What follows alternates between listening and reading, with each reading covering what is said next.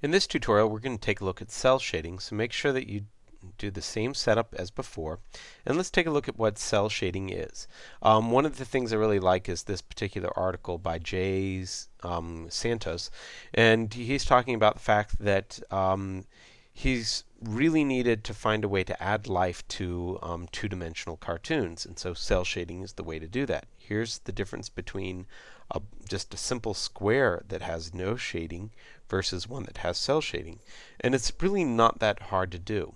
Now, he actually has a tutorial on his website, which is really cool, called Applying Cell Shading with Flash, which walks you through some of the different techniques, and we're going to kind of do a little bit of these techniques as well, but I definitely suggest you taking a look and seeing some of the different techniques for applying it. Now, cell shading can be the difference between a flat graphic and something with a little dimension. You can see how this has little shadows here and there, which really gives a little bit more to that file. Here's some cell shading on a character that looks very photographic in a way. Here's what something looks like without cell shading. Look how flat everything is. It just doesn't look that good. So we can go from a character that looks very flat to one that looks much more interesting with just a little bit of selective shading. So in Flash, this is what we basically do. I'm going to create a simple rectangle,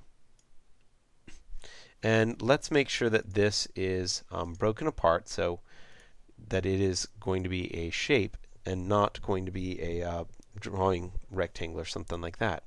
And this is really nice for us to bring up the color panel because we're going to need that here in just a second. Now, we can do simple cell shading just by selecting a region of this particular object that we want to change the color of. So notice if I change the color of that corner just a little bit, we can make it look as though we've got something a little bit more interesting going on in that corner. So notice how I've changed that box to make it look more like a button just by selecting some areas and changing the colors. Now, we can do this probably better. I'm going to make sure that I'm not in object drawing mode but in shape drawing mode. We can do this maybe even a little bit better by using lines. Now, I'm going to make sure that the color of my line is not the same thing as the line I'm currently using. So let's make sure that it's maybe a green line. And we also might want to make sure that it's nice and thin so we can really be accurate with it. Now, if I click and drag these lines,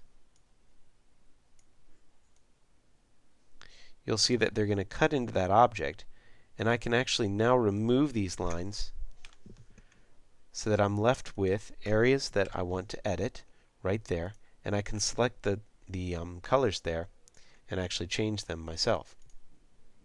So you can use lines to do it. If you use lines, you do want to make sure that they're a different color.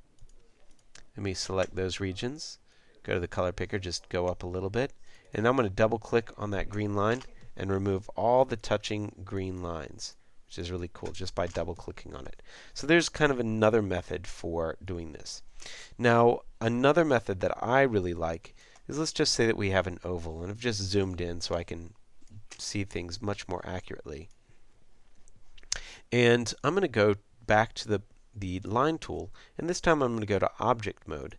And what this allows me to do is to draw my object over the top of it, and I can scale that back just so it's really accurate. And then I'm going to click off of it and then click back on the edge. And that allows me to kind of edit that path. And now I can click on the middle and drag it out. And this allows me to kind of define what's going to be used for my cell shading before I actually apply it, which is really cool. So let's make sure that these strokes are a different color so we can tell them from the background. I'm going to kind of place them up here the way I want to and edit them back. Then I'm going to make sure that I select them, break them apart with Control B.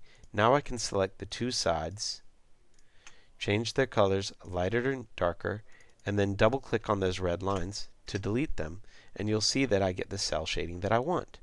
So this can be done with a lot of different objects. Go ahead and play around with trying to create objects that have a little bit more complexity, and you'll notice that you can get some really great results with this.